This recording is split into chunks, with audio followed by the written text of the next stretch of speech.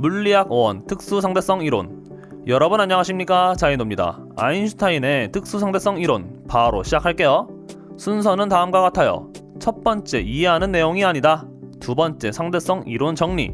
세 번째, 내용 이해는 안 되지만 어쨌든 문제는 풀어야겠다 예요. 차근차근 잘 따라오세요. 첫 번째, 이해하는 내용이 아니다. 상대성 이론을 설명하기 전에 미리 말씀드릴게요. 영상을 보다 보면 이게 말이 돼? 라는 생각이 들 거예요. 가슴속 깊이 뭔가 탁 하고 이해가 되진 않지만 그렇답니다. 별들의 세계에서는 그런가 봐요. 더 심오하게 공부하고 싶으면 물리학과에 진학하시면 됩니다. 두 번째, 상대성 이론 정의. 먼저 상대성과 절대성이라는 말부터 볼게요. 우리 물체의 운동과 힘과 운동 법칙 단원에서 배운 물리학은 고전 물리학이라고 해요. 속도, 시간, 질량 등이 정해진 값으로 문제에서 주어지는 거죠. 그런데 현대 물리학으로 오면서 이 속도, 시간, 질량 등이 보는 사람이 누구냐에 따라서 바뀔 수 있다는 거죠. 즉, 관찰자에 따라서 물리량들이 바뀔 수 있어요. 어떤 느낌이냐면 우리 자동차를 타고 가고 있어요. 시속 60km로 달리고 있다고 생각할게요. 이때 똑같이 60km로 달리는 앞차를 봅니다. 앞차는 어떻게 보이죠? 우리 앞에 정지해 있는 것처럼 보일 거예요. 반대로 반대 차선에서 60km로 달려오는 자동차는 시속 120km로 보일 거예요. 그런데 도로 밖에서 보고 있는 경찰 아저씨는 어떻게 볼까요? 우리 차든 앞차든 반대 차선에서 오는 차든 다 시속 60km로 보이겠죠? 이런 느낌이에요. 누가 보냐에 따라서 자동차의 속도를 다르게 말하는 거죠. 우리는 이걸 다른 계, 그러니까 다른 시스템에 있다고 합니다.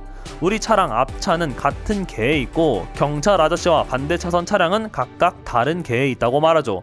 계에 대해서 어느 정도 이해가 됐나요? 그럼 다음은 사건의 동시성이에요. 어떤 두 사건이 일어났을 때 우리는 이 두 사건이 동시에 일어났다고 말해요. 그런데 다른 계에서는 동시에 안 일어났는데 라고 말할 수 있어요. 문제에서 아주 자주 출제되는 그림으로 지구에서 정지해 있는 사람 A와 빛의 속력에 가깝게 날아가는 우주선을 탄 사람 B를 보여주죠. 그리고 우주선 안에서 전구에 불을 켜요. 자주 나오는 그림이니까 이 내용으로 설명할게요. 일단 A와 B는 다른 계에 있죠? A와 B가 전구를 보고 있어요. 이 전구에 불을 켜면 빛은 사방팔방 퍼져 나갈 거예요. 그런데 우주선 진행 방향의 앞뒤로 빛 센서를 놓으면 신기한 일이 벌어져요. B는 말해요. 빛이 센서에 동시에 도착했는데? 라고 하죠. 그런데 A는 다른 말을 해요. 엥? 뒤에 있는 센서에 먼저 도착했는데? 라고 하죠. 무슨 말인가 싶죠? 이따가 더 무시무시한 이야기를 하기 전에 워밍업 하는 겁니다. 그렇대요. A는 어떻게 본 거냐면 우주선은 거의 빛의 속도로 날아가고 있죠. 전구에 불을 켜는 순간 우주선 앞부분에 있는 센서는 빛의 속도로 도망가니까 빛이 도달 못하는 거고 우주선 뒷부분에 있는 센서에는 빛이 바로 도착한 거죠. B가 봤을 땐 빛은 앞 센서, 뒷 센서 동시에 도착했는데 말이죠. 이렇게 같은 사건이라도 누구는 동시에 일어났다, 누구는 따로 일어났다 라고 말하는 것을 우리는 동시성의 상대성이라고 합니다. 여기까지 특수상대성 이론을 설명하기 전에 용어 설명에 대해서 끝났어요. 이제 진짜 특수상대성 이론을 설명할게요. 특수상대성 이론에서 이 특수라는 말이 뭐냐면 두 가지 과정을 거쳐요. 첫 번째, 모든 관성계에서 물리법칙은 뉴턴의 운동법칙을 따른다.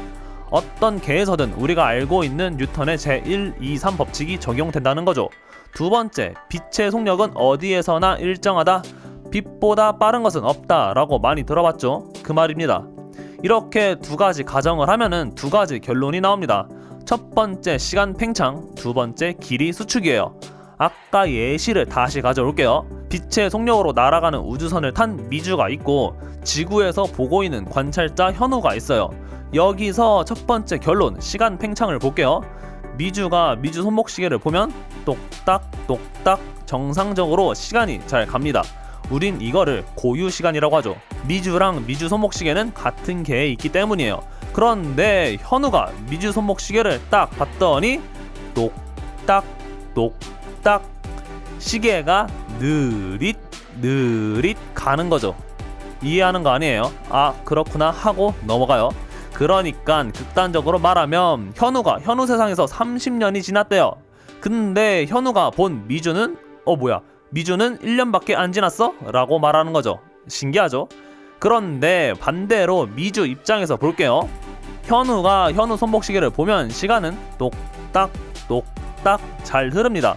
그런데 미주가 현우 손목시계를 봤더니 똑딱 똑딱 가는 거죠.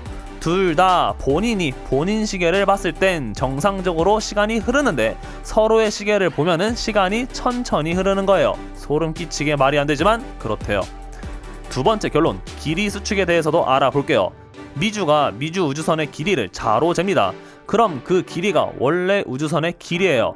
그런데 현우가 봤을 땐 우주선의 길이가 짧아 보이는 거죠. 이 현상을 길이 수축이라고 합니다. 네, 어렵지만 그렇대요. 두 결론을 종합하면 이런 상황이 나옵니다.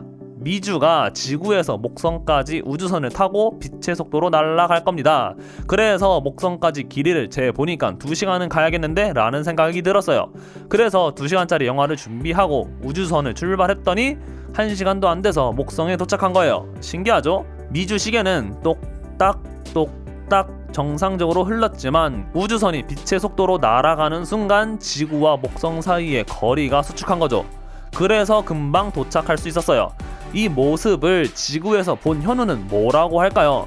현우가 똑딱 똑딱 2시간이 흐르는 동안 미주는 똑딱 똑딱 1시간이 흐른 것처럼 보여요.